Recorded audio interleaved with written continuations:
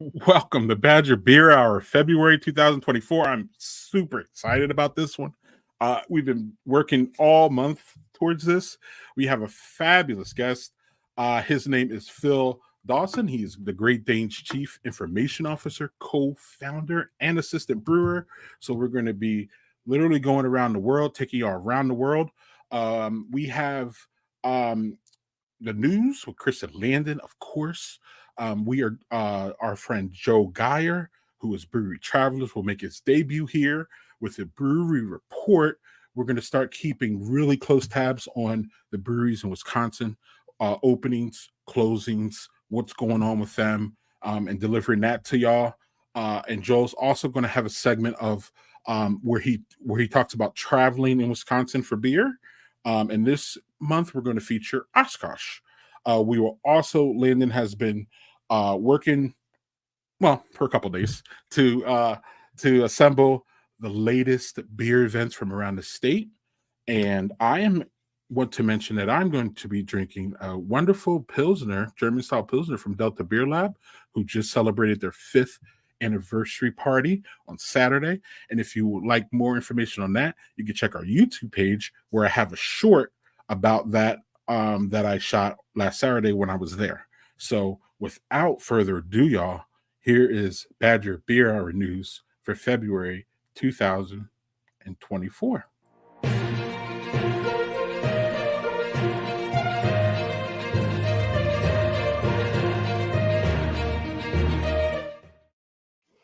Chris. Landon. How you doing, man? I'm doing great. How are you doing? Great. You drinking anything? Are you I'm drinking not. beer? Oh my I'm God. not. What a loser. What? This is the news segment. You can't start slacking me yet. I drink during the news. So, Chris. I know, usually do. I do too. I just wasn't. This is not the most prepared the Beer Baron's been for the news segment. No, I mean it's good stuff. It's good stuff, but it's going to be a little more off the cuff than usual. Maybe. Yeah. All right. Well, we'll start off February with the freshest news, right? Yeah. You got to. This news happened today. So this morning over at Third Space Brewing in Milwaukee, our former Badger Beer Hour guest Samantha Dane, friend of show, led the brew day for the annual Pink Boots Society collab beer, which they call Like a Girl. That's an IPA, Like a Girl IPA. Several female and non-binary brewers from around the state took part in this. In the making of this beer that benefits the Wisconsin chapter of the national organization, that's the Pink Boots Society, and Pink Boots supports and promotes women in the brewing industry.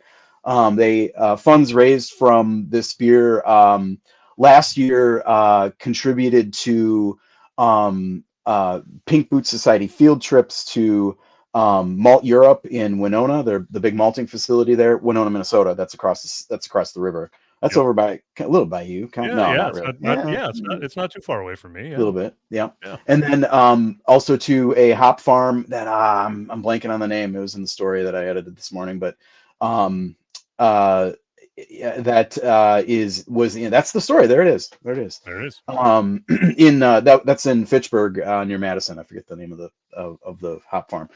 They also had a scholarship for a brew and malt workshop at Breese. That's all benefiting. All of this is specifically geared toward women in the brewing industry in Wisconsin. So nice cause, obviously. Like a Girl IPA is dropping March 8th. That's International Women's Day. If it's not on your calendar already, that's a Friday. It falls on a Friday this year. At the tap room in the Menominee Valley in Milwaukee, and then Like a Girl, like as in previous years, will be in retail across the state shortly thereafter. So, and that's not the only effort that's happening for Women's Month in the beer industry. Throughout March, the Women's Beer and Spirits Collective is holding events at bars and restaurants around the state. Their mission is similar, raising awareness of women awareness for women in I guess I was going to say the brewing industry, but it's the beverage industry. Yep. And they also do fundraising for charities that support women around the state. Two notably that are beneficiaries this year are Sojourner, I believe it's called Sojourner Peace Center in Milwaukee. That's a domestic violence shelter and advocacy organization. And then one in Sheboygan called Safe Harbor, a similar mission there. So really good stuff. This is the third year that this collective has been working, and they've raised like thousands of dollars in the last couple of years. It was and this is the first year that it's expanded to include spirits companies. But they're brewery members and spirits and kind of like beer adjacent businesses that are also involved. It's a little bit more broad than Pink Boots, because Pink Boots is kind of geared around brewing itself. A lot of the members of this organization are sales folks, kind of, admin, not directly in the production area. And of course that, all the issues that affect, brewers, women brewers, are also affecting other employees too. It can, as we have heard from multiple guests throughout the years here, it can be a tough industry for women. This was kind of spearheaded by Three Sheeps Brewing and their sales extraordinaire, Juliana Perindozzi. Sorry about the pronunciation on that, Juliana. And this year, Three Sheeps is making a special beer called Lady Lupulin IPA. It was created by their cellar team member, Kate Tama. And it's going to be hitting shelves statewide, so that's pretty cool. This is not just a southeastern Wisconsin thing, but it's going to be one of the seasonal rotation in the new Three Sheeps variety hop pack. It's a mixed 12-pack that they just released at the beginning of this year. The first version is out now. It has First Kiss Double IPA coming back for the first time in a while since that beer went on hiatus. Very nice. And they're donating 50 cents from every pint sold at the tap room of this Lady Lupulin IPA to Safe Harbor, which I mentioned earlier. You can find and there are events all over the state. A lot of events, like it seems like pretty much one every day or a couple per day in around the state. You can find them on Facebook and Instagram under the Women's Beer and Spirits Collective. So you can keep track of them, keep track of all those events and everything there. That's great. It is great. It's great that we lead off with a nice story. Yeah. And we're going to follow it up with another nice story. Well, kind of. I don't know. This one kind of cuts both ways for me, Well, I mean, I guess if you're down in that area, it does. Yeah. Yeah. But so we'll follow up on a story from last month.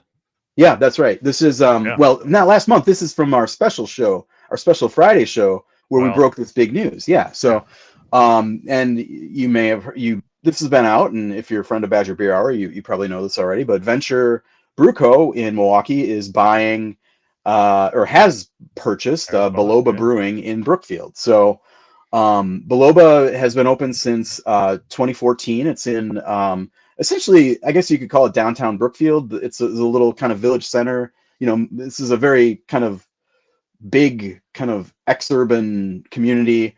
But there's where Beloba is, it's kind of a little town center that's built around an old rails station. And a couple other businesses down there. It's a nice little spot. And Gordon and Jane Lane, you can see Gordon in the middle there in the photo. They founded it back in 2014. This was kind of a late in life endeavor for Gordon, kind of second career, and they've had enough and they're ready to retire. So it closed for good last Saturday.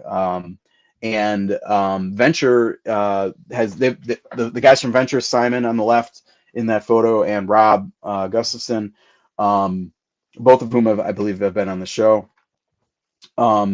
They have been in talks with the Lanes for a couple years to kind of be his exit strategy, and the time came and they pulled the trigger. I believe it was just I think it was just last week or 2 weeks ago that they finally finalized everything. So we'll be seeing Venture opening up. Venture, just I guess we should maybe say what Venture is. They opened in 2018. It's a brewery and coffee roaster, dual kind of the cafe tap room model. Real small, like 200 some barrels a year, and they're pretty much at capacity. Located in Milwaukee's Washington Heights neighborhood, which is about 8 miles east of Biloba, almost on the same North Avenue axis there. And they're looking to complete the remodeling and updates and, putting their own Venture spin on that tap room by St. Patrick's Day, March 17th. So you've got just a couple, just maybe soon. What is that? That's 3 weeks to get on their horses and get everything ready. The brewing, that's a 10-barrel brew system at Biloba, and they'll be bringing that online later as permits kind of roll in. But they're hoping to have the tap room open, and I guess the cafe type hours, coffee service is.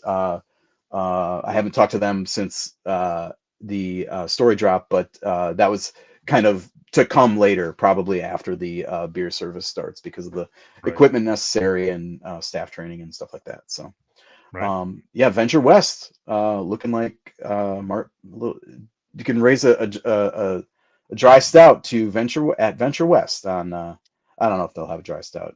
It's kind of made that up, but yeah, that would be appropriate, right? Yeah. You could bring your own like bootleg green dye and drop it in a little bit of the Heights saison. That would be appropriate and also incorrect, but do what you can do. Probably not good for you either, food coloring. But anyway, you want to get on that soapbox. That's all they do with those kegs of Miller Lite. They do. I know. I don't drink basic those. shit.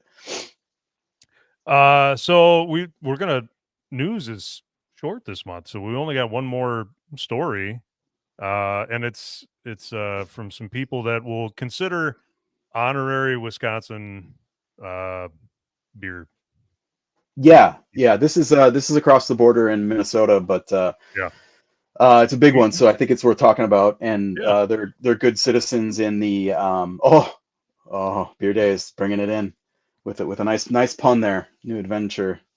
But Fair State Brewing Cooperative, good citizen, and has a pretty big presence in the Wisconsin beer community, I guess you could say, is entering Chapter 11 bankruptcy protection. So this does not mean that they are closing necessarily, although one certainly hopes that this is a step to avoid that.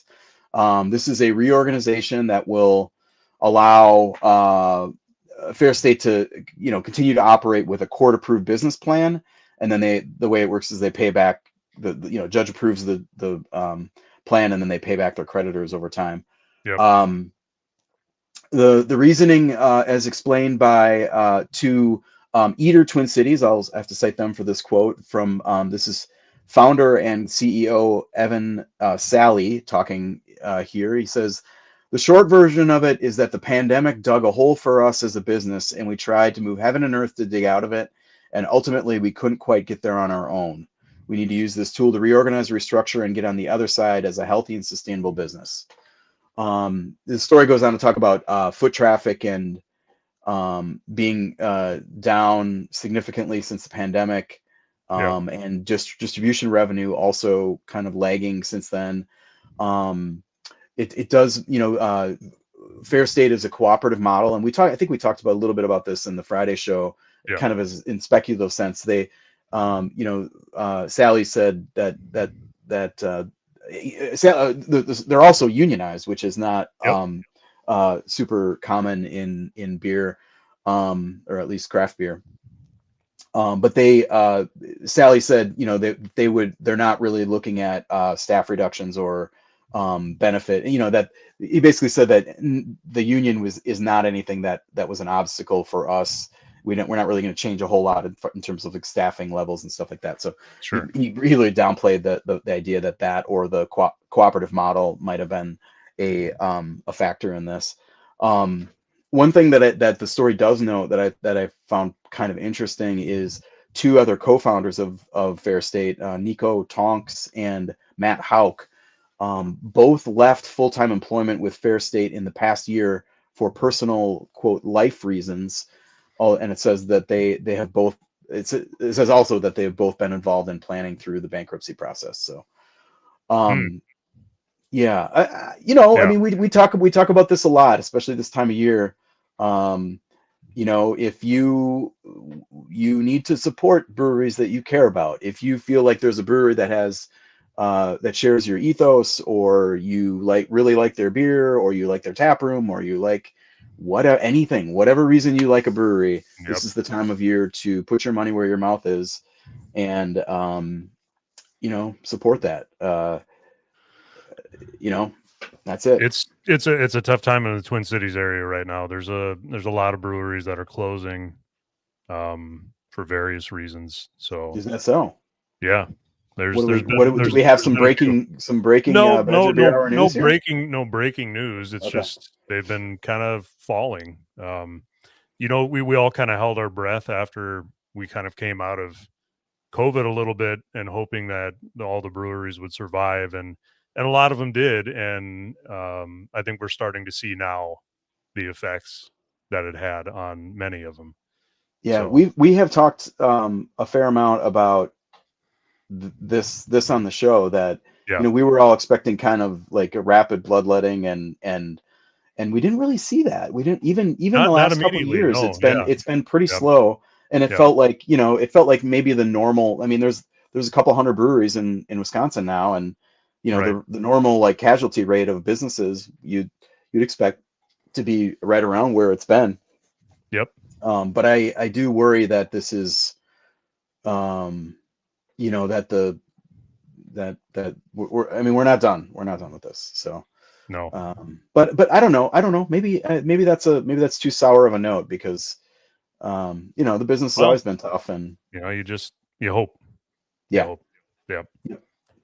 But so that is Badger Beer Hour news for February. You got to do it, Landon. You're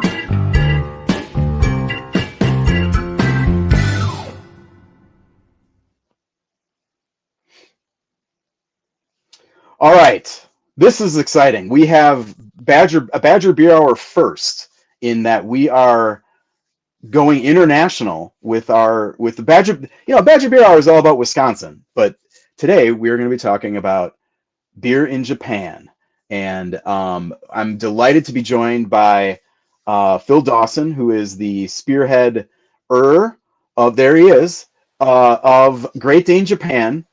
And the Great Dane, of course, we know here in Wisconsin, we know the Great Dane as the one of the first, if not the first, brew pubs in the state.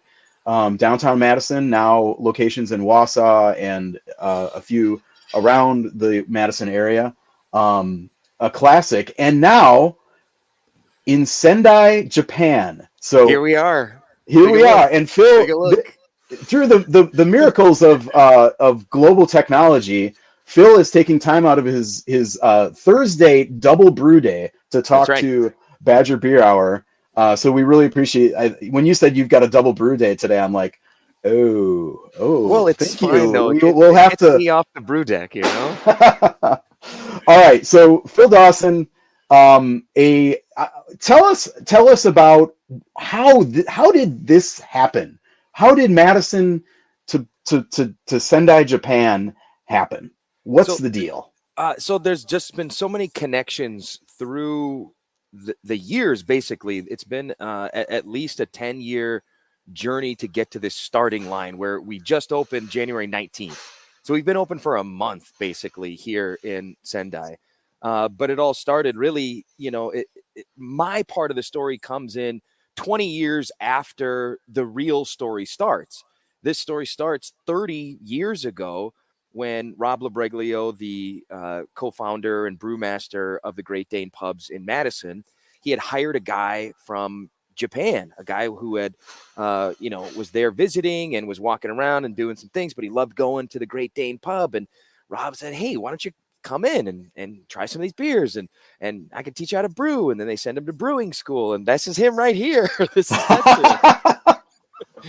and so this guy, this is the guy who 30 years ago walked into the Great Dane and then became friends with Rob. And so this friendship had started, and a couple years later, he has to go back to Japan. So we're talking about like 1994, 96, 1996-ish, right? They opened in 94, 1996, he has to go back.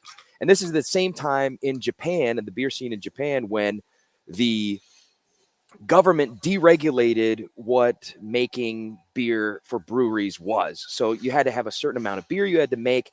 And in 1996, they deregulated from like 200,000 barrels. So there were only 5 breweries here for 75 years to making, 500 barrels to get a brewery license to start operating as a brewer. And so the landscape started changing in 1996 here, but it wasn't very good beer. There were a lot of businesses just getting involved, would hire a guy from Germany to come in, be a brewmaster for a couple of months, and then boom, out they go. And now you have craft breweries here, but none of them are really making high quality beer. And so that's 1996, right? That this starts happening. And it turns out Rob's brother lived in Japan for a decade and teaches in Kyoto, and still works here on occasion. Once every couple of months he's here. His best friend lived and worked here in Japan and wrote travel guides for Tokyo and Kyoto. And so that connection was already there for Rob, right? And but it had slowed down over the years. Because they're opening up these other brew pubs. They're growing as a business, and a lot of this stuff is changing, and their business is growing to the point where in Wisconsin there are laws that you can only own and operate so many brew pubs. There's a maximum amount of beer you can actually make as a brew pub in Wisconsin. So my career, as you know, Chris, and you were a fan and a listener, and we engaged with each other quite a bit. I was in radio and television, and I like to credit you for calling out some of my we could get into this. We're calling out some of my beer choices, but a lot of the beer that I would get would be like free beer from distributors. Like I was on a radio show, so we were sponsored by, Miller Lite or Bud Light or whatever. So I'd just get a bunch of free beer and just drink all that beer and tweet it out and be like, oh, I'm drinking free beer. And you're like, why are you drinking that? And so sure enough, this venture into craft beer as a fan started for me. This is probably, I don't know, 2010 or 2011, something like that. And so I get really into beer. You were a big influence on that, just like taking beer more serious and studying it and learning about styles and flavors and this and that and all the great stuff that goes when you start nose diving into beer. And I absolutely loved it. And then I got married. So my wife is Japanese. We met in Madison, Wisconsin, and we would then start taking trips to Japan. And it dawned on me like the 3rd or 4th time visiting here that like, what is going on with beer here? Why don't they have any like craft beer? You're at a restaurant and they have 10 wines, they have 12 sakes or nihonshus, and they have shochu, but they have 1 beer on tap. And you're like, what? And you ask for another beer. Do you have something else? And they're like, well, you want a can? Like, no, other beer, do you? And so this started that nosedive into like what is happening in Japan. And by the time I started reaching out to people in Japan, like brewers and making connections over here, and, like sending pictures of what like Woodman's looked like, like here's the beer aisle at Woodman's, and taking pictures of thousands of different. It's like a 6-minute long video just panning through. Yes. Yeah. And seeing all that. And so that just led to this realization, like, I got to do something with beer. This is my future. I have to do something. And so, like I said, I'm doing radio and television at the time. And once or twice a week, I'm doing these shows, like coaches shows or recruiting shows, sports shows at the Great Dane, Hilldale, or the Fitchburg one. And so I'm there each and every week looking around like, you know what?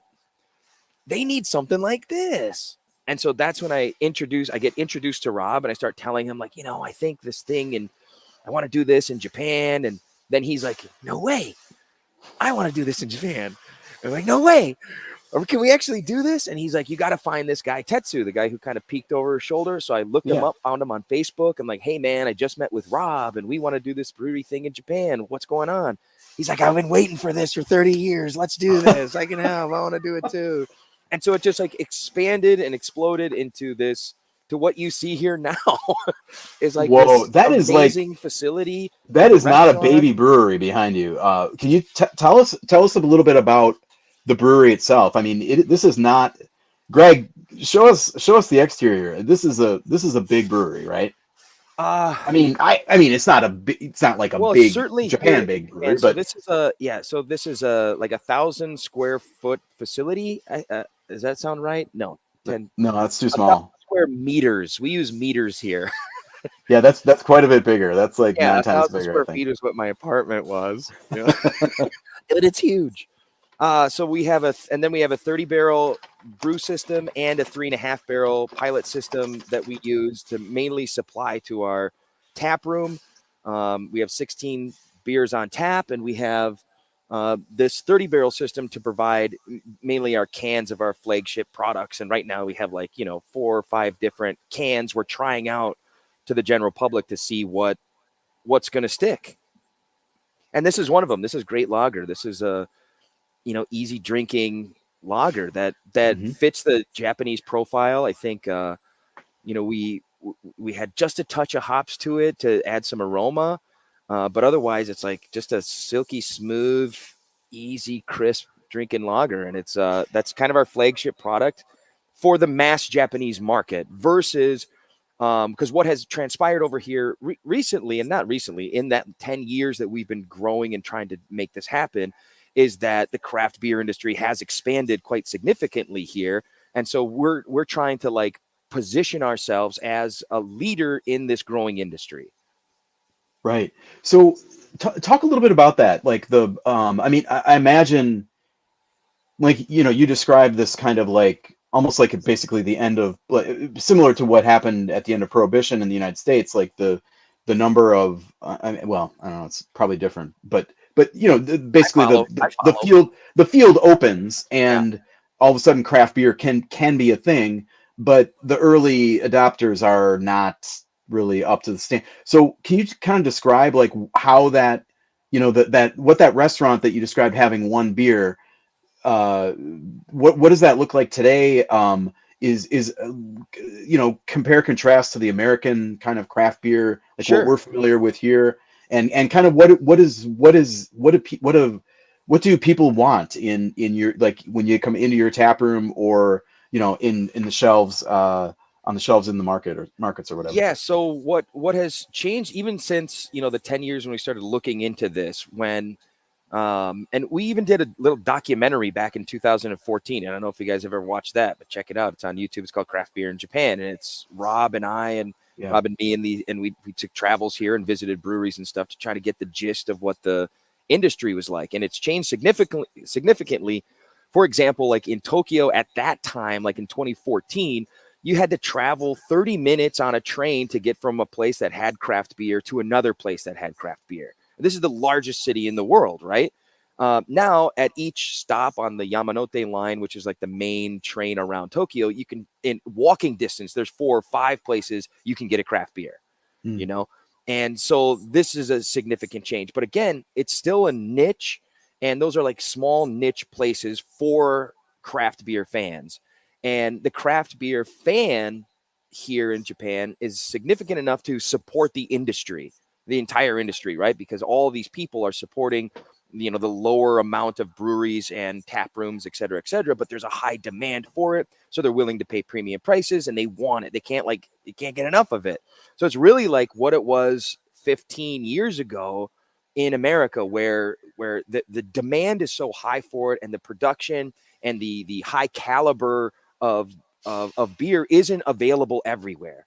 So you really have to seek that out if you're a craft beer fan, even though more of it is available. You know what I mean? Yeah. But the general public is still like, what is it? What is craft beer? What are we learning about here in, it's really a learning experience for new people into craft beer. And so we're right on this, introductory phase. We want to have introductory kind of phase beers to bring more people in, and then they can go find and seek and pick their favorites, and maybe they find a brewery they like. But we want to be that entryway, that gateway to craft beer. So we're very, like the Great Dane is in Madison, very family friendly. We have great food, and our beers are, our first round of beers, we've brewed a month, we had a month worth of beers, and mostly our Great Dane recipes that, are very familiar and very, very approachable, easy drinking. Like that's what we're trying to hit here, because just that education needs to go up to where then people can start making that dive into all the crazy stuff. Then you have the craft beer fans who are like, give me sours, give me this, give me give me all this, give me all the hops you can. Do people want hazy IPAs over there in Japan? Oh, they're huge, of course. Yeah, of course. Okay. It knows no boundaries. Chris, huh? Especially me. I want them.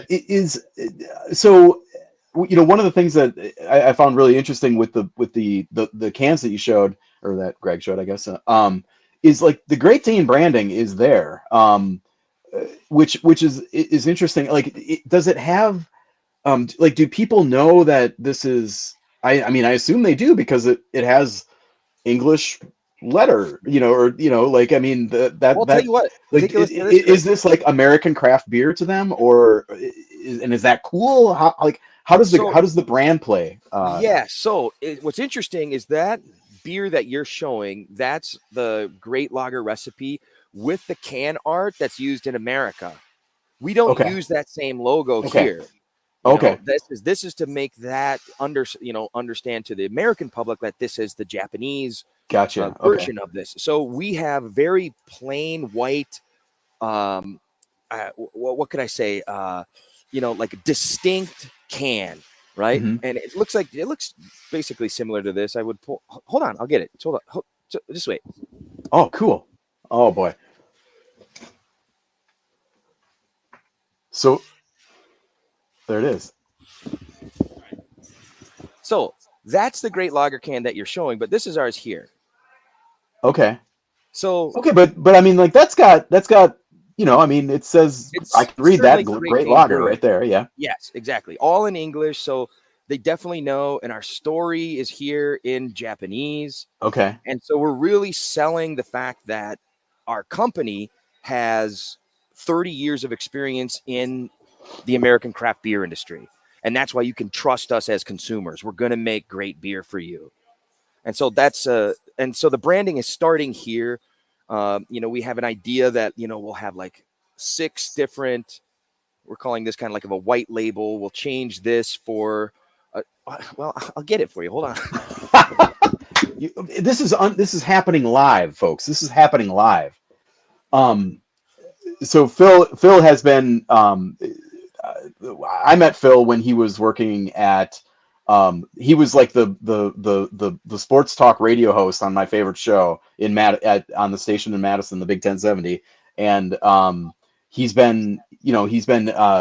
called a national game, national, NCAA Final Four games for like a national, kind of the alternate, national audience. He's done a lot of like sports broadcasting is kind of his first career. So this is why it's like, to me, it's fascinating to like see this huge, like, complete left turn, which I guess that happens a lot in beer, but you don't usually see it happen all the way across the all the way across the globe. All right, what do we got here? Okay, so white label with orange. That's our amber. We got an amber, Chris. Can you believe it? Dude, ambers are coming back, man. We're back, man. So like, there's some difference in branding here, but this is a white label. And then we have this one is a specific beer. Great Dane Akio Onsen. I'm out of breath now. What is the tell us about the red label there. What's special about it? So this red label here is called Akio Onsen Uegari Pilsner. That's what it says down here. This says Akio Onsen beer, Uegari Pilsner. Uegari is after a bath. So where we're located in Sendai is at a place called Akio on the name, right? And you can see the dog in a bath. Okay. Yeah, he's in a spa. So the area we're in is a hot spring resort town. So these giant hotels with like outdoor hot spring hotels or hot spring pools. Okay. And so this beer is a beer only for this area. We won't release it outside the area. And it's made with rice that's from our neighbor. So it's basically like the Great Dane German Pilsner with rice. And so it's delicious, easy drinking, just for this area.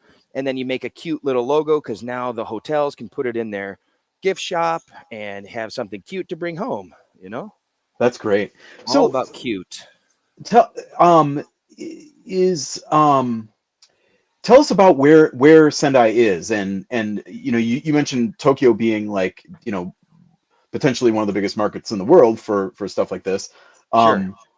Sendai is kind of close to that. Sendai is so. I don't have a good scale of Japanese geography, so kind of run us down and kind of what what the business plan and, you know, what the hopes are for this brewery becoming, you know, the Sierra Nevada of exactly of Japan. So maybe. Sendai is, and again, because you don't have high speed rail like we do, Sendai's 2.5 hours. 2 hours, maybe hour and a half north of Tokyo by bullet train. Okay. It's a 4.5 hour drive, but everyone takes the train anyway. So it's an hour and a half on the train from Tokyo. And it's the largest city north of Tokyo on the main island, The main island's called Honshu. Tokyo is the biggest city. The next biggest city to the north is Sendai, where we are. And then you have Hokkaido, which is a different island up to the north where Sapporo is. That's the largest city north of Tokyo. But then you have Sendai in the middle there, which is on the same island. Anyway, the northern region where we're located is called Tohoku. And this is like 6 states, right? Yeah, look at that. 4 hours, 43 minutes by car. But you can take a train. It says 3 hours, 14, but that's not true. It's like an hour and a half on the bullet train. Okay. So this northern region where we're at is called Tohoku, and that's the area that we like kind of claim as our hometown. Our hometown is Akiu. That, you know, we want to lock up Akiu with like stuff like this, that we have this area. Sendai, then we can offer kegs to craft beer bars and restaurants that can handle, they only use these 15-liter kegs. We don't use 50-liter, and I even speak in liters now. These what would this be in gallons? I forget. 15 liters. That's like it's about 4 per gallon. So yeah, it's about a 6 still. Yeah. So it's like that. So the only half barrels we have are for our tap room. Okay. You know? And so like this is the normal size. They even use smaller sizes, and a lot of them are just like insta cooled with glycol. They don't have any cold storage, so like it's a very dicey ball game when using these, unless you're going to someone that really knows what they're doing with craft beer. And so that's also another part of the education process. Like you can open a craft beer bar, but you have to run it right. You have to run it correctly. You have to clean your lines, you know, like that's an important thing too, because you don't want to taste diacetyl in our beers, you know, if we give them to you. So so that's the game plan. I mean, it's to own our home area. And then obviously Tokyo is so big, it's like its own monster. And so anything that can happen in Tokyo, we'll take it, obviously, but it's not our like main focus because it's its own animal, you know? Okay. How it's been, you said it's been about a month since opening? Yes, we've been open for since the 19th. So it's the 22nd. And that's like the tap room opening. Is that the official kind of? Yes. How has it been? I mean, like, what are you guys running out of beer, or we ran out of. So our kind of 2 flagship products are that Great Lager, which you've had, and then you may know it as Summer Stash, right? That's it's a seasonal session hazy IPA that is sold in Wisconsin. Mm-hmm. So we call that our everyday IPA here. Same recipe, but it's I think it's like 4.2%. It's very easy drinking, approachable. So those 2 beers sold out, and we're like back. We have to get We're like, they're like, God, we need more. And so that's why we're doing a double brew day today. Because it's not only our tap room, and then we have we have to get it in cans for for people to order online. Online is another big part of the business here. And It is. yeah, online's huge part of the business, partially because there's no 3-tier distribution here. So we can distribute anywhere by ourselves, or just like with what we call Sagawa would be UPS. So UPS can come pick it up in a cold truck and deliver it to wherever it needs to go. So like there's no middleman involved, which is a really nice thing, but it also limits your actual distribution. And then you have like, they have distributors here, but then you have to tier your beers at different rates, and you know, profit margins and all this kind of stuff when you're using them. So, you know, from us to the consumer is the best price for both of us. And so that's what we'd like to do. And so online's a big component in that, both ordering just like cans for people or businesses ordering directly from us. Wow. Okay. How, like, what's the, I mean, this has got to be exciting as hell. I mean, just, I mean, 10 years of kind of building toward this, and here we are. So, I mean, what's kind of the outlook? I mean, I don't know. How are you feeling about all this? I'm feeling great. I'm feeling overwhelmed. I'm feeling like, I don't know. I have the imposter syndrome. Like, I don't know what I'm doing. I'm just trying to do it the best that I can. Like I spent just last week, I spent 4 days in Portland at Level Beer, because they have the exact same canning line that we have. And so I could go and train on that canning line. And then like the day I get back, I'm running the canning line here. Like, all right, there you go for it. So it's like everything that is happening, I'm thrown right into the deep end, and like it's sink or swim in it. And regardless, it's like swim. You can't sink. You got to do it. So, Right. you know, and you roll with the punches, and I couldn't be more, you know, I feel so lucky to be in a position that I'm working with professionals who are so good at what they do. Like Rob is such an amazing brewer and teacher, and like just generous guy that, you know, shares knowledge, shares everything that he can, because he knows that it's for the good of the company. Like anything come on, I'll help you out. What do you need? Let's do it. Let's do it together. Let's have fun. Tetsu is the same way. Tetsu, the brewery met 30 years ago, who, by the way, crazy story for him. So in 1996, he moves back to Japan, right? And he goes to work for this brewery called Yahoo Brewing. And Yahoo Brewing is now the largest craft brewer in Japan. And he helped create this beer called Yona Yona Ale, which is now the #1 selling beer in all of Japan. This guy made it, the first batches of it. And now they got bought out 30% by Kirin. So they have mass distribution all over the place, you know, and craft beer fans are like, they're crafty. They're not really crafty. You know what I mean? It's just like some things translate from English to Japanese pretty well, huh? Right. Exactly. It's the same thing, but it's a great beer. And like, they're really good. They're a good company and all this kind of stuff. And, but like, he's an amazing person. #1, that's where it starts. Like, he's just an amazing person. And he's the guy so he went into the wine industry and was importing equipment. So he had all the equipment connections and all the building connections, and he has to shoulder all this load because he's the one that is Japanese and has to make all these conversations happen as well. So he's just like shouldering all of this just so we can do what we want to do. Like, that's an amazing thing. Also, I don't know if you know this, but the guy who's running our restaurant is Shinji Muramoto from Muramoto Restaurants in Madison. Oh, yeah, sure. Madison. He moved here to open up our restaurants and run our restaurants. It's and like, you know, this guy is so good at making food and being like, you know, a in the limelight celebrity chef kind of thing. He's so good at that it draws people in as well. Like, he's an amazing draw in our kitchen, in our restaurant, because he's, you know, he'll make you something so good. You can't even, like, hey, what is this? It's so good. And does the do the people of Sendai and your customers there, did they know about Wisconsin? Like, is Wisconsin kind of part of like the like, say that you mentioned the restaurant, like the menu, or any kind of like you know, beyond just the beer and the, you know, the kind of knowing that, hey, this came here from there, like, yes. So we our #1 selling item in our restaurant the first month have been cheese curds.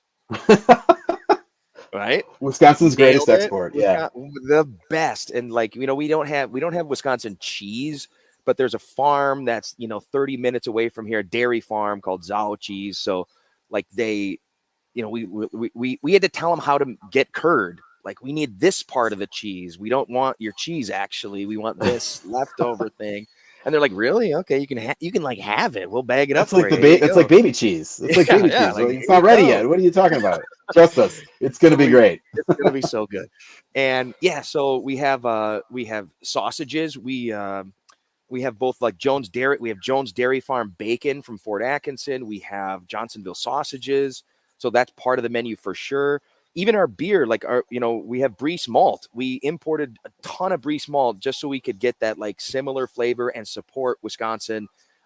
We want to be a landmark Wisconsin business and make people understand what Wisconsin's all about. Good food, great beer, good times, like all that kind of stuff. That's what this place is about. And Wisconsin, it really isn't on the radar for a lot of people here. They know, the general public, I would say, like Chicago, New York, right? New York, Chicago. Yeah, you have to mention Chicago. Like, oh, okay, kind of. Where is it? It's freezing there, right? It's just so cold, and you're like, yeah, it is. And so, yeah, it was so like that's also part of the educational process. Like it's all this is. It's like this big educational kind of push to things that we know and love and want to share with others. Amazing. All right. God, Phil, great. It was great to talk to you. Thank you for taking the time out of your brew day. Yeah, let's see there. All right. So again, dang, that is a brewery, man. I'm gonna switch to my my phone cam and I'll walk you around. How about? Yeah, so great. Awesome. Give us the tour. Hold on. Okay, I don't know if I can hear you, but can you hear me? Yep. Cool. So here's the well, I'll start in our grain room. Let's go. Okay, here we are. Here's our mill room, right? There's your Breese malts right there, yeah. Breese malts right here. Yes, sir. Breese malts. Big sacks, super sacks. Yes. We got some wiremen in case we need to make some big Germans, right? Then we have our, I'm going to take you to, we'll say hi to Rob. He's doing the brewing. I got to get out of the way. There's Rob. There's Rob. Hey, all right. This is a Zoom. She's all the brewer here. Sorry. Okay, so yeah. This is the big system, Wisconsin Brewers Guild. All right, representing. Represent. How big is that system? What's the what are the specs on it? 30 barrels with 3 vessels. Okay. Primo, and right? then here's the pilot system, which is 3.5. Pilot system fermenters. Wow. Fermenters for double batches on the pilot system, so 7 barrel fermenters. These are 30 barrel fermenters, 60 barrel for double batches. This is a separator centrifuge, and then bright beer tanks.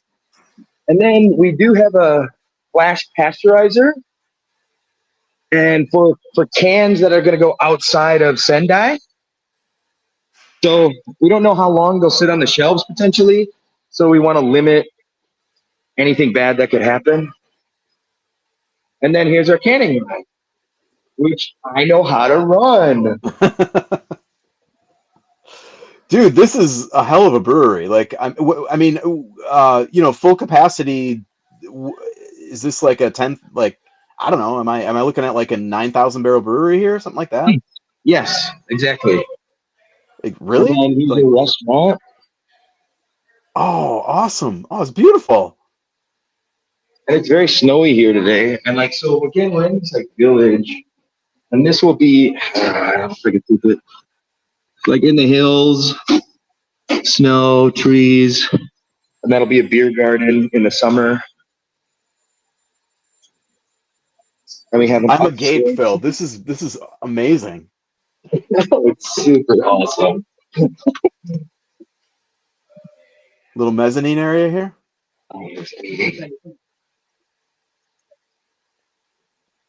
and then a big like Instagram spot. Wow. Awesome. How cool is this? Yeah, so come and visit. Yeah, I think so. All right, we're putting it on the travel. Joel, Joel's gonna have some a little bit of long distance to his next Wisconsin brewery here. I got to show you this too. Last two things. So we have. I don't know if you can see this. Like a big, Awesome. big thing called brewing, and then this is hard to see because of the light, but like it's a map, and here's Wisconsin. You can see this, and then like what is Wisconsin and the Great Dane. Awesome. So cool. And then we have like pictures on the wall too, of Wisconsin. Farmers I don't know if market. you know the Yeah. photographer Dane Williams.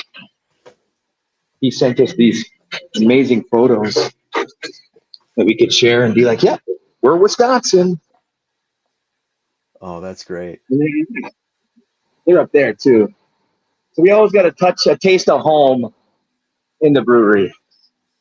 Nice. There you go. Wow. Great Dane Japan. All right. Well, Phil, this is going to be the Badger Beer 2 hours tonight. I have a feeling. So, but thank you for sharing. Lead mugs by the brewer, the brew team. We did it. Hang it up. Thank you for sharing the Great Dane Japan story. Congratulations on the big opening and the success so far. It's beautiful. I'm glad we could see. Glad we could.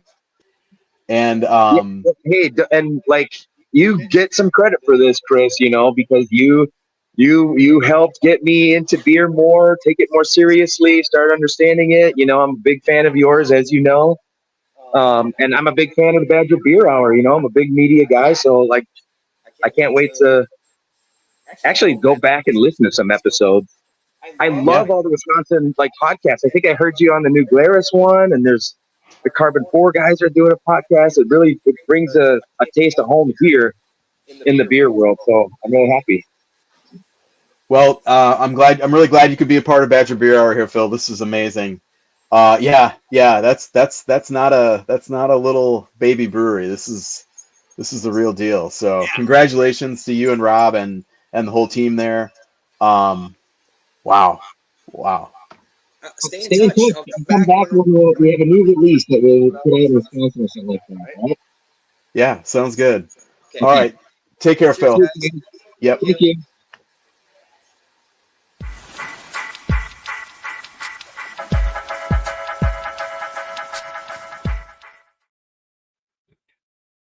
I don't know how we follow that up, but we're going to try.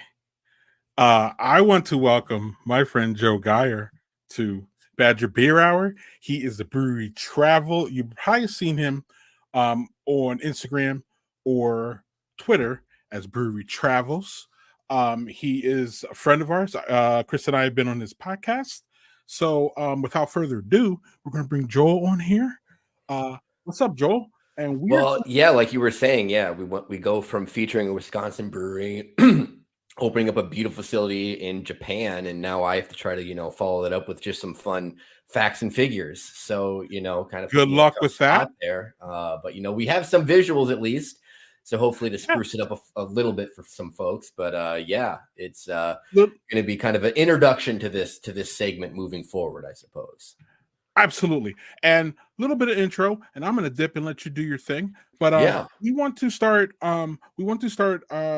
giving y'all a report on what's the status of Wisconsin breweries. There's a lot of influx, as Chris talked about, in Minneapolis, Minnesota, and the same thing's really happening here with Wisconsin, where we have some openings, we have some expansions, we have some closings. I mean, it's just all over the board. So given your prowess in visiting breweries and your knowledge and your enthusiasm about breweries, we brought you on the Badger Beer Hour as someone who can talk specifically about our breweries and just feature them. So without further ado, Joel, I'm going to let you go.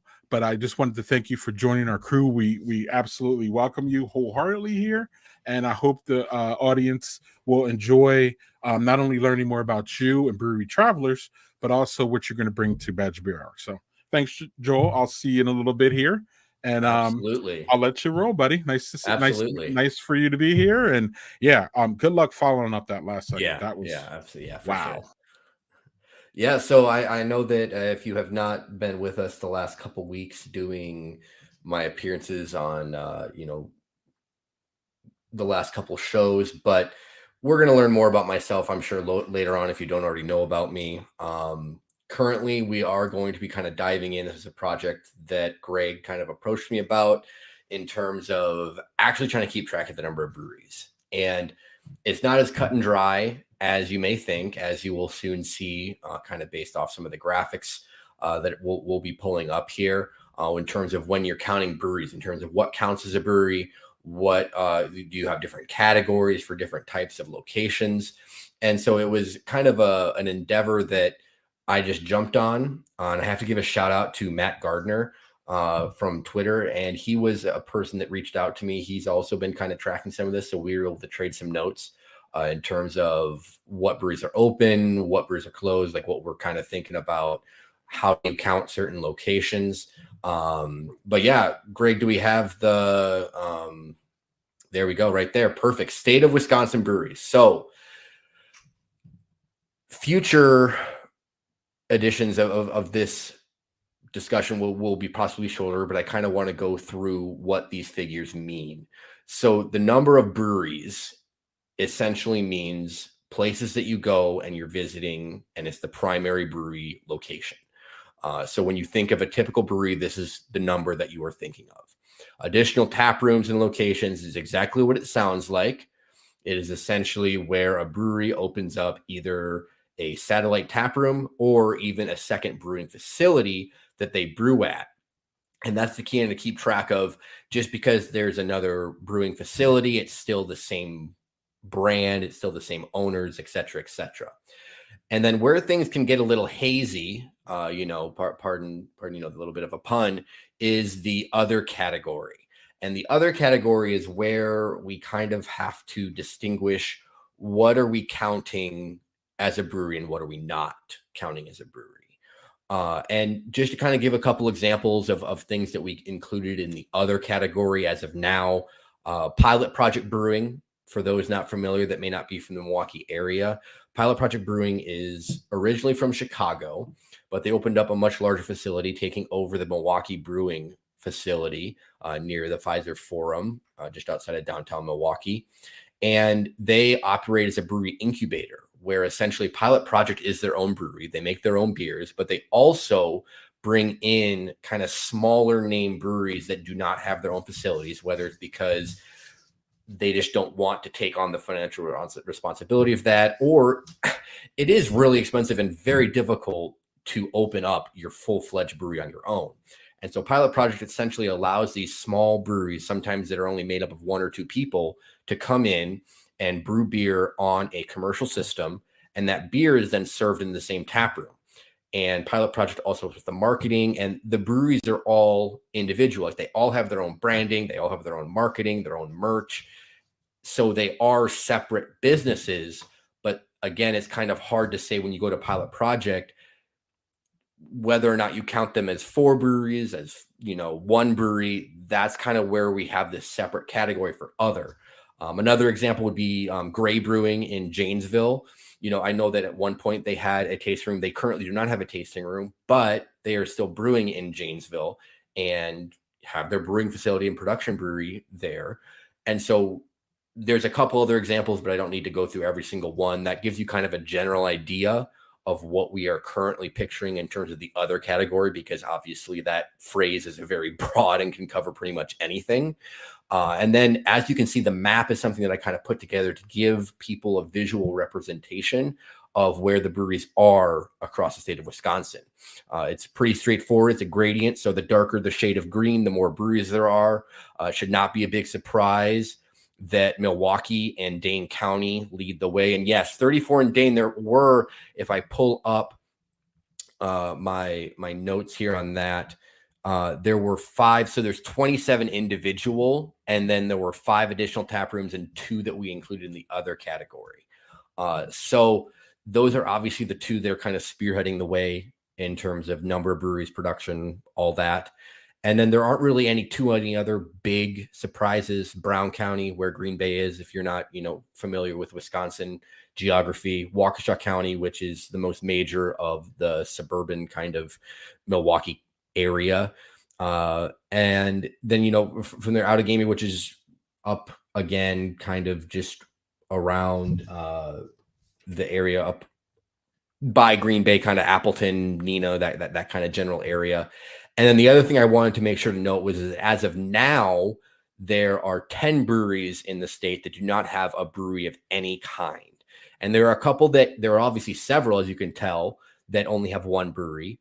But as of now, there are just only the 10 that do not. So that's kind of a basic rundown, in a baseline, I guess you could say, moving forward, and we will be able to provide updates. And as with the updates, we will then include kind of the information on, okay, what's opening, what's closing, do we see more growth or more losses in certain parts of the state, which, as you can probably imagine, are mostly going to be concentrated on Milwaukee and Dane, but it will be fun to kind of see if we see any other breweries kind of pop up instead of those white areas, or even the very, very light green areas where the population is not as dense, but I'm sure there is still demand for it. But yeah, I think it's a very cool kind of time to be following the Wisconsin breweries, because I know we talked about the fact that coming out of COVID, we have seen breweries kind of struggle. And I think this is still to show that craft beer is very, very strong. 270 locations in the state of Wisconsin is pretty awesome. And we just want to make sure that we're going out there supporting them, knowing where they're at. And later on, I don't know if we'll get to it tonight or not, but part of that I'm going to be doing is highlighting the lesser known areas, like, outside of Milwaukee and Dane counties, being able to kind of highlight the beer scenes and the brewery scenes all around the state to kind of get people to get out of their shell and go and check out some other places. So yeah, that's kind of the little bit of the initial rundown. I'm looking forward to following up on this and being able to be more on top of kind of following the growth and how the Wisconsin beer scene continues to grow and adapt.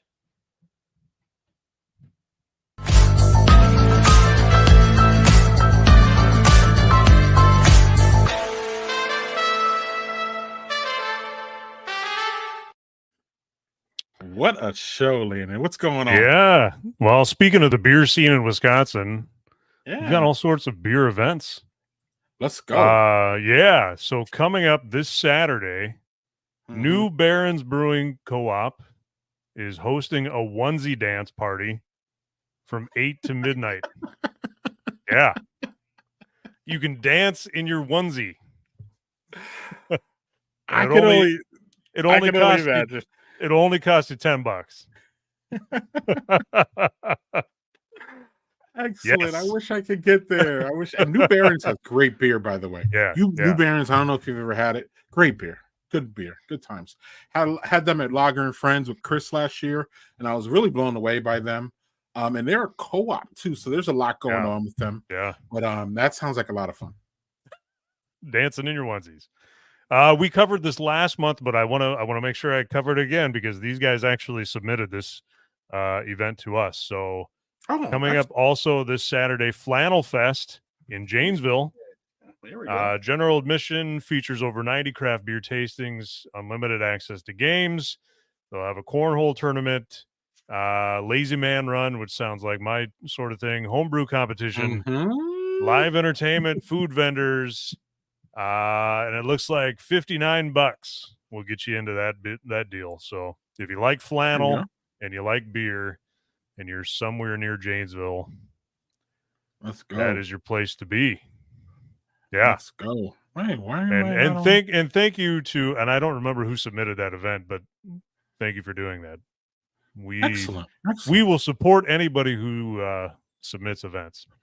Yes, we will. Yes, we will. Coming up this Sunday, so an event on Sunday. So I'm gonna be very slow and concise about how I say this. Vuck Finter, and it has an umlaut. So Watch your Vuck- mouth, Landon. I This know. is a family show. Vuck Family show. Finter. It returns to Ray's Wine and Spirits. That's down in Chris's neighborhood. This is an outdoor party, and it will feature more than 33 Floyds and War Pigs brews, including a few Dark Lord varieties and a fantastic Cimmerian Sabertooth Berserker Imperial IPA. Say that 5 times fast. The party runs from noon to 5. Yeah. 30. Wow. Yeah. Wow. Okay. Cool. Chris will be there. I don't know. I don't know if he'll be there, but he'll be on a bender. Well, right. Will you be there, Chris? I will not. Lame. Then we don't need to talk. We don't need to talk about it. This one coming up Saturday, March 9th. Chris is excited about this one. It's Pour Another Round Outdoor Beer Festival. It is at Badger State Brewing in Green Bay. It's only a 3-hour event, so 1 to 4. They're going to have 25 outstanding local breweries, unlimited samples, $35 in advance, $45 at the gate, $10 if you're a sober driver. They listed actually the breweries that are going to be there. So Anape, Badger State, of course, Barrel and Beam, Boulevard, Cocoon, Cool City, Copper State, Hinterland, Hop and Barrel, McFleshman's, Mobcraft, New Glarus, Noble Roots, Sabbatical, Skeleton Brew, Stillmank, Titletown, and then, of course, they said more. So it's quite a lineup they got there. Yeah, and Badger State, another place of great beer. Badger State. Yeah. Excellent. Yeah.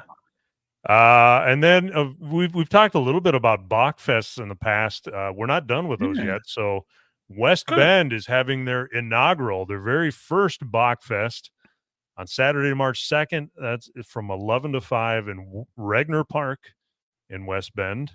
They made this beer especially, actually 1840 Brewing Company made this beer for them. So you can get your beer poked. If you've never had your beer poked, it's a good time to go get your beer poked.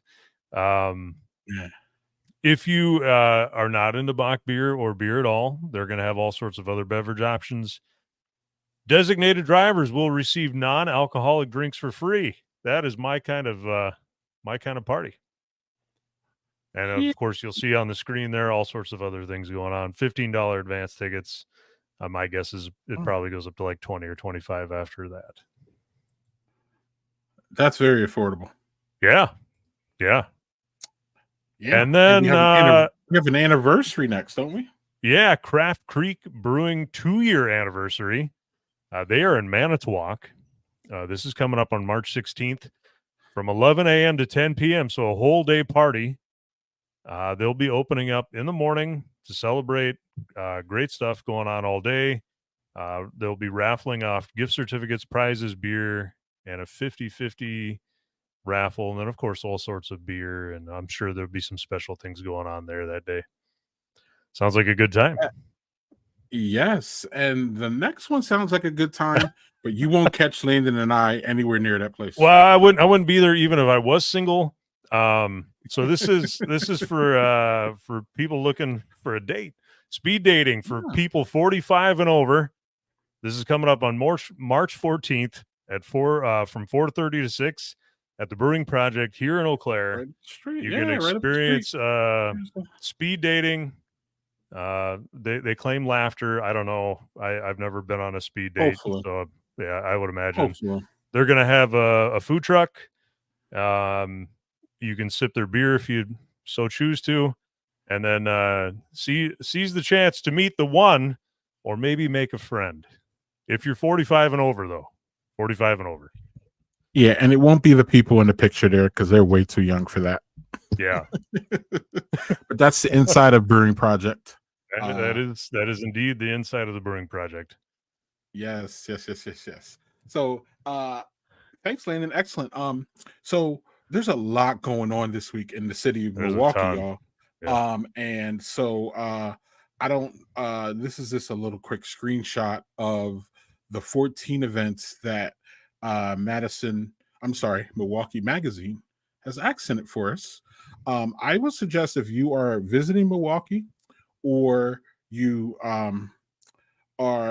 live in Milwaukee, I suggest that you keep an eye on Chris Drosner's own, we have to say, Milwaukee Magazine. They do a wonderful piece, as you see here. Supermoon is releasing 6 very limited beers today, y'all, with Black Rose Brewing, and here in Madison, Supermoon. They both like funky beers, so I'm sure these beers are fantastic. So check that out.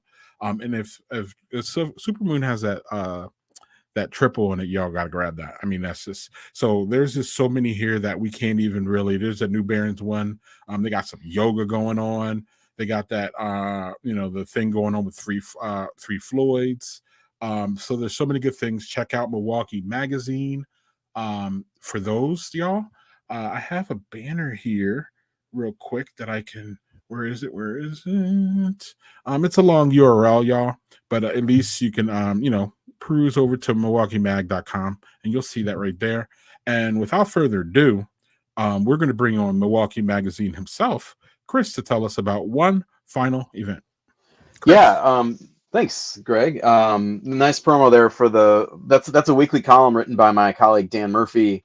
I think it posts every Tuesday, so you can check that out. You can just go to MilwaukeeMag.com and check it every Tuesday. You don't need to get the URL or whatever. Drowsy Bear, what's up, Simon? Okay. I wanted to talk quickly about Lager and Friends. You mentioned Lager and Friends earlier today. So tickets for that go. The date is June 4th. I should have had that ready to go for this segment, but I believe it's June 4th, and there's a change in the format this year. They're moving it from previous 2 years that had been at the big outdoor park beer garden pavilion space at Bavarian Beer House in Glendale, just up the road from Sprecher. This year it's coming home. So Joe Yito, fan of show, frequent guest, and owner of Gathering Place Brewing in River West, is they put this festival on every year, and they're bringing it home into not into the tap room, but they're bringing it to they do block parties outside on the street in front of the brewery a couple times a year, and there's enough room out there that they can do it there this year. And there's kind of an interesting backstory about why they're doing it. They kind of always, this was always kind of the hope for this festival once it got going and got big enough that they could do it at their location. But this is essentially an outcome of the new or the beer law that was passed last year and is now implemented. And one of the things that does is it allows, it kind of flattens the playing field for brewers that can, essentially, to put this on, you need an out-of-state beer license. You need to be able to sell out-of-state beer, which is one of the things that's really cool about this event, is they have brewers from out of state coming to Milwaukee that aren't usually here. So like they've had Breakside, they had Dovetail before Dovetail was distributing here. They've had I believe they've had Freem or Suarez. I mean, like, these are like big time lager brewers from around the country come for this festival. And Kansas City Beer Company was another one. So basically they can't do that if you have a regular brewery license. You can't do that. Bavarian Beer House had a brew pub license, which is, from some quirk of the law, did allow out-of-state beers to be sold. So with this new environment, they're bringing it home, and you can find out about all that. Blue tickets go on sale March 1st, which is next week, I guess. No, 2 weeks. So anyway, just wanted to give a plug for one of my favorite beer events of the year, and kind of explain some of the reasoning behind that, as told to me by Joe. So that's all. Very nice. Excellent. And with that, I want to thank Landon for we have so many events, and this is only February. I can only imagine we might have to have our own little separate Badger Beer Hour on Thursdays just for events. I mean, it's crazy. And it's Yeah. great because when we started during the pandemic, there were no events. In fact, there was not Right. even a segment, y'all. So cheers to that, and cheers to, getting back to normal, if that even makes sense, if there is that. So we're going to get back to normal and move on to our newest segment here on Badger Beer Hour, which is Badger Beer Travels, y'all. So we'll see you. Thanks, Landon. We'll see you in the last call here real quick. And I need to play this.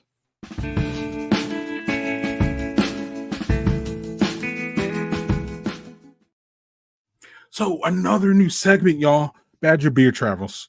Again, having Joel from Brewery Travelers on board now. He has an extensive. The man has been to literally 1% of all the breweries in this country. 1% doesn't sound like a lot, but when you have 10,000 breweries, that's a lot. That's over 1,000, y'all. I mean, even I can do that math. So without further ado, we're going to bring Joel back here, and he's going to talk about 3 breweries that he visited, and they make a nice little area there, Joel. Yeah, and it's 10%, Greg. Gotta get your math right, Greg. See, I don't even do the math right. No. This is why I'm going to introduce Joel, and then I'm going to real quick though, we're going to be doing this every month, hopefully, y'all. I'm really excited about it. Fit it in, and if we can't fit it in, like maybe tonight, they will live on our YouTube channel, so y'all can check them out there. As standalone segments. But without further ado, I'm going to get out of here and let the man talk. But you just pop up the map for me, and we can absolutely whenever you get that cue going, you tell me what to do, and I'll do that. But so I'll do that right after I get off of here. Yeah. But welcome to Badger Beer Travels, y'all. I need to get rid of that, and Joel wants me to put this up, and then I'm out of here. Yeah, because you don't need to look at me for this. So Badger Beer Travels is going to be, again, like we kind of hinted at earlier, discussing some of the beer scenes around the state of Wisconsin. And we may, at some points, I'm sure, maybe highlight specific neighborhoods in Milwaukee or Madison. And being a resident of Milwaukee County, I of course have a lot of love for the breweries around here, but I also have a lot of love for breweries in other parts of the state of Wisconsin, as I've now visited close to 200 of the breweries around the state of Wisconsin. And I've been to so many amazing places that I want to highlight many of them that may kind of fly under the radar. And for this first edition, we are going to be going to Oshkosh. And if you are not from Wisconsin and are not familiar with Oshkosh, Oshkosh is a city on the western shore of Lake Winnebago, a little southwest of Appleton and Green Bay.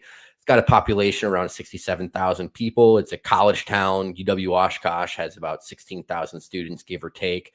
It's, nice little city there. And the history of brewing in Oshkosh, of course, similar to other places in Wisconsin, does go back quite a ways. There was brewing there all the way back into the 1840s. And one of the breweries was actually inspired.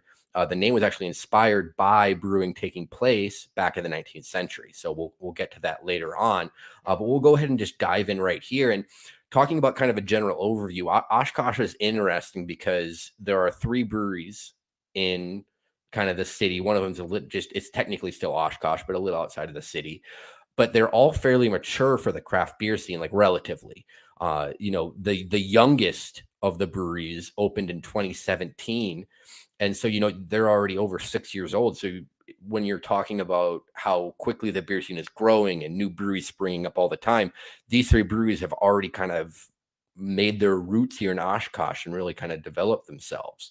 And we'll start with the oldest one there in the middle. You can see Fox River Brewing, and they are definitely one of kind of the older breweries just in general.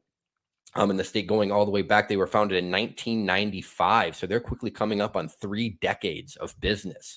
They also have a location in Appleton, if you're in Appleton, that was opened 2 years later. But they have this location here in Oshkosh that is on the river, and they actually have a patio on the river. And it's an interesting place because it does not have the feel of what you would typically think of as a craft brewery. It has much more of kind of a restaurant, kind of like a sports bar feel almost. Like there's jerseys hanging up everywhere. There's lots of TVs. It's got food, and there you can even also get, if you're not wanting to buy their beer, you can also get macro beers there as well. But if you are looking for their beers, they do have some really solid options. And one of their flagships was my personal favorite of my time there, called Blue Bobber. It was a blueberry ale. And they, even in my flight glass, they even tossed in a couple whole blueberries. And I've never had that anywhere else. I thought that was just quite something. But other than that, they also have other renditions of that kind of they have a red bobber that's made with raspberries, a white bobber that's made with pineapple. So kind of a few different, very approachable fruit flavored beers. They also, have a more typical selection of light lagers, Scottish ale, but they do in golden ale. They have a couple other more interesting options. I know right now when I went and checked their tap list, they had a milkshake IPA and a sour sop sour. So you can get some more of the trendier styles of beer if that is more your taste. And then the second location that we'll be honing in on is Bare Bones Brewing. And if you can kind of glance up there in the top left corner, it is a little outside of town, just, I guess it'd be about 2 exits up outside of Oshkosh. They were founded in 2015. And as you can tell, maybe by the logo and the name, they are dog themed. And by dog themed, I mean they take it seriously.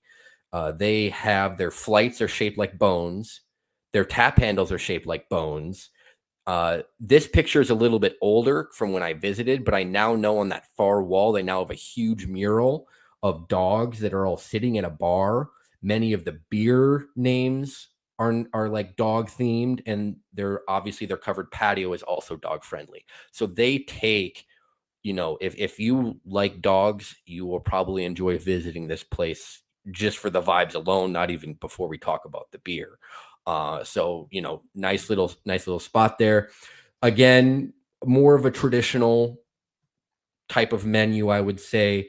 My favorite there was their flagship Dog Days IPA, which was a very, American style IPA, very balanced, featuring Chinook and Centennial hops. They also had a really good Brindlebach, just a nice malty backbone of a beer. And then they do get a little bit funky. They had several seasonal fruit beers as part of their Unleashed series. Again, I think almost everything at this brewery revolves around dogs, which is pretty neat. So they do get a little adventurous with that. But if you truly want to get adventurous, you're going to want to head to Fifth Ward Brewing, which was my personal favorite of the 3 there in Oshkosh. And it is also technically the newest by a couple years. This opened in 2017, right on Main Street, actually right across basically from where the new Oshkosh Arena is, where the Wisconsin Herd G League team plays. But actually, so their name, this is where I was hinting at before, one of the 19th century breweries was located in what was called the Fifth Ward in Oshkosh. And that is where UW Oshkosh now sits. And the 2 founders of Fifth Ward went to UW Oshkosh. That's where they were kind of honing in some home brewing stuff. And they have a culinary background. And that background shows through in a lot of their beers. I had some really interesting beers, some interesting flavor profiles. I know my personal favorite that I don't believe I saw anywhere on their current tap list was called Coleman Crockett's. It was a honey saffron wheat ale. They had a cherry lime sour. They had a mango margarita sour. I know one of the other things that they just recently had that they currently have on tap is a barrel-aged stout with banana puree, vanilla, and cinnamon that's supposed to kind of be themed around a bananas Foster. But then they also do have some more traditional things, a hazy pale ale, an amber, a Schwarzbier. So you can kind of get the best of both worlds if you're going there. It's a very nice, this is the more of the breweries, I would say this is the most typical when you're thinking of a modern craft.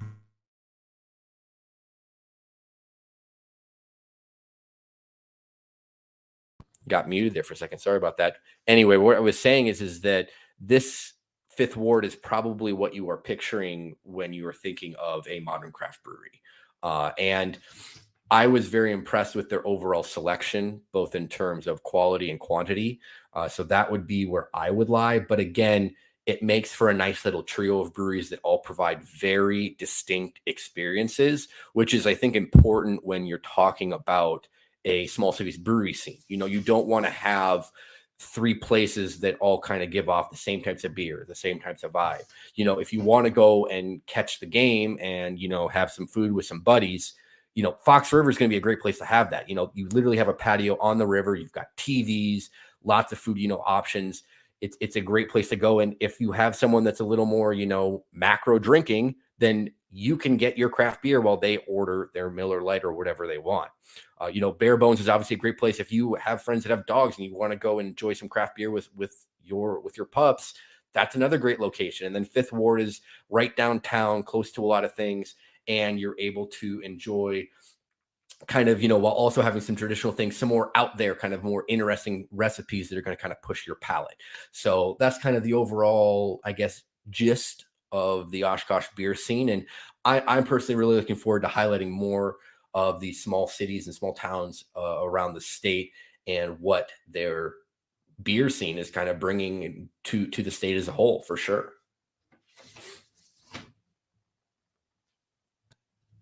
Thank you, Joel. Absolutely. That was amazing. And we look forward to more. And we also look forward to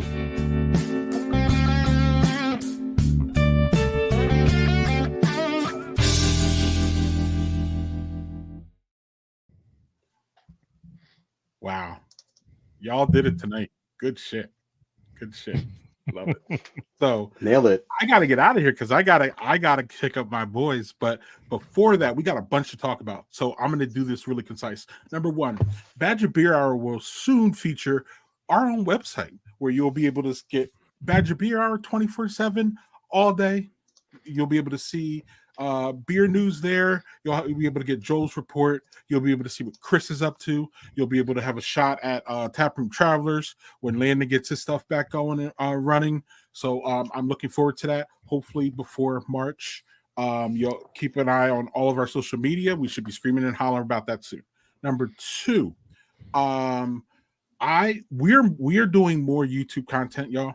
Joel and I are going to breweries. Well, actually, we all go to breweries. But Joel and I have been featuring our YouTube. We've been doing YouTube shorts. So last week I was at Delta Brewing Company. I'm sorry, Delta Beer Lab.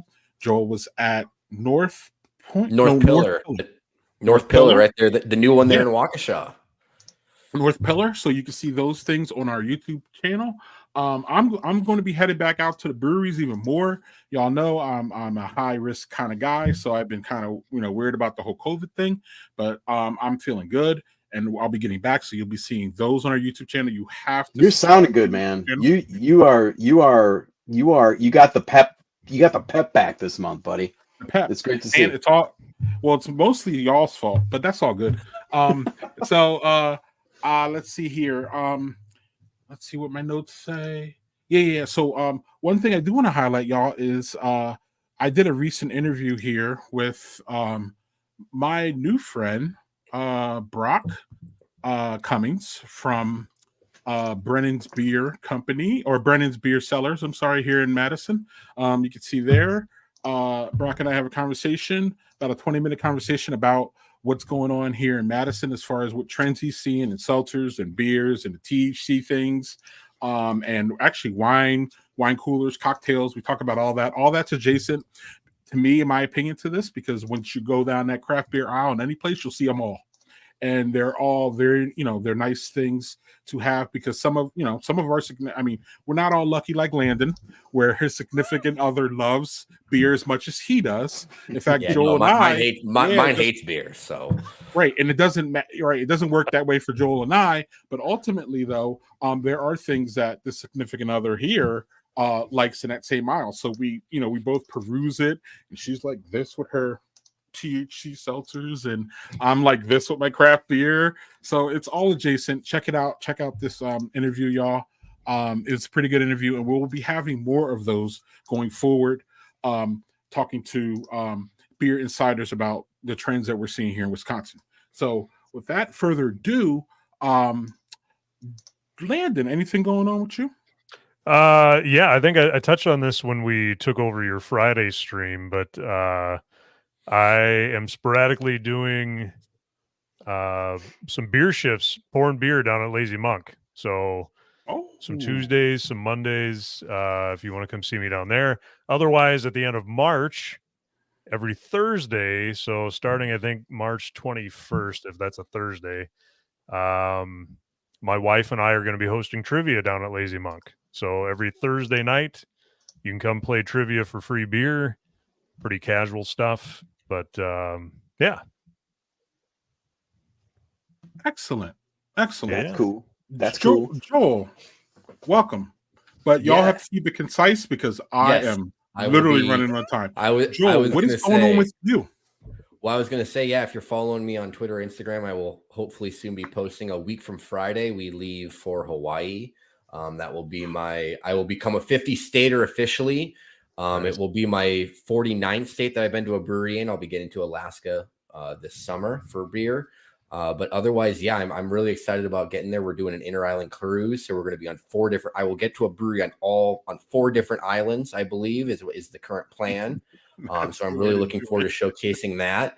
And otherwise, just working on my own, working on my book, getting that stuff kind of squared away, and just plugging away and enjoying local beer as much as I can. Nice. All right. Chris, what's going on, man? Just mainlining life, baby. I don't know. Let's see here. I've got a short story in the February issue of the magazine, spotlighting Doppelbock, but specifically the Fermentorium's wonderful latibulator, which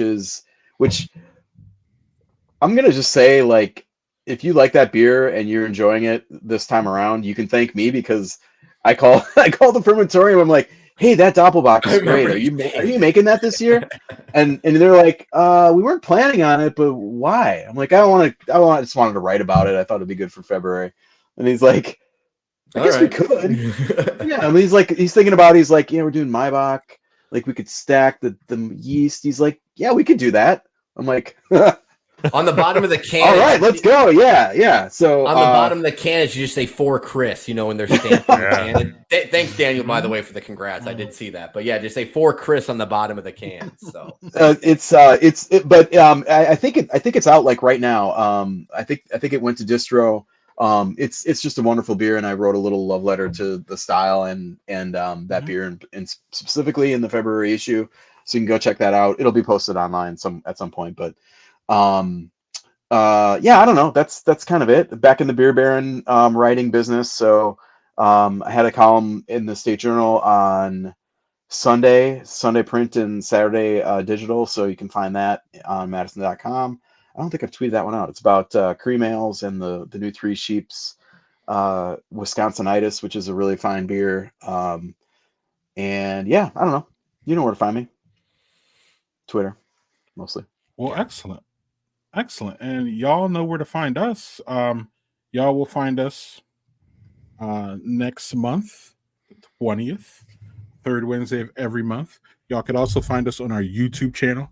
It's YouTube/Badger Beer Hour, or you go Badger Beer Hour. You could get our link tree. You can find it there. You can find Landon on Taproom Travelers. You can find Joel Brewery Travels. You can find Chris, Milwaukee Magazine.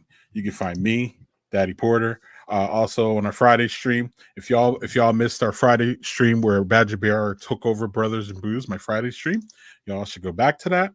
That was a whole lot of fun. We literally broke news on it, which I don't even know if we've ever broke news on Wednesday, but we broke news on a Friday. And y'all also will see an attempt by my co-host here to shame me for the beer that I wanted to enjoy. I think we were pretty successful. And well, I kind of skated out of that. You kind of cut off the descent there. Yeah. Well, I was in control there, so believe it or not, y'all, that wasn't even planned. That just worked out that way. I wasn't even planning to play that, but it just worked out that way, and it made it look like I was like doing that. So it was really good. Actually, I was like, I couldn't even have planned it. I liked it. Yeah. I actually literally before we go, I had some beer left over. Doug and I were going to do just a whole show of just crap beer and like throw everybody off, but we never really got around to it because I was sick. So then I was like, I'm just gonna pull this out now and see what kind of shaming that my co-hosts are going to do to me. And y'all, we would never. No, y'all follow suit. So, man, this has been a real fun one to put together. Shout out to Phil, Dawson. That was awesome. that was was great. amazing. That was great. That was one of our best interviews ever, Chris. Thank you for bringing that in. Thank you for doing that. It was amazing. It was good. That man is a top. You just set him up and let him go. Oh my goodness. It was great. Daniel says thank you from New York City. So we even have people who aren't in in Wisconsin enjoying the show. That's why I had to make sure that people knew where Oshkosh was, right? That's what it was, Right. like that's why I had to like try to paint the picture. So Everybody knows about Oshkosh at least. Oshkosh Bagosh. Yeah, everybody knows that it exists. They're not really sure exactly. Here we go. what it is. Washington State. Yeah, hell Yeah, yeah. there we go. Yeah. Look at that. I'm not sure where Swanson Skateboards is from, but He's in Wisconsin. He's one of my followers. Yeah. Good guy. All right. Excellent. And one last note before we get out of here. Beer Day says, do not sleep on Barley Pop's current tap list in Madtown. Quick, take a look. It's unreal. Shout out to Barley Pop. I don't know if anybody's been there. Fantastic list. They do a really great job. Good stuff. Over Really there good by, stuff. they do over there by where Starkweather is, which I think I'm going there on Saturday. The old what was that place that was right there, Chris? It was a Barriques, wasn't it? One barrel. Oh, are they in the one barrel space? Well, no. They took a different. It was a different up the space street. before. No, where right up Starkweather the street. was a different one. It was that was next door. Starkweather was but it's next right door, up the yeah. street though. They're almost like on the same I'm street. gonna in go that same look it little up here. East It's Washington. gonna bother It's next me door. now. It's next door, Yep. Joel. Next door brewing. Next door. Yep, that's yeah. what it was. Yep, that's what it was. Yep. And Beer Days verifies that. But anyway, y'all, time to get out of here. You got to bounce. It was a great show, y'all. We did a really good job across the board. Proud of y'all. And on that note, we'll see y'all on March 20th. And y'all, I gotta hit this thing and Bye, folks. Thanks for watching. Yeah. Cheers.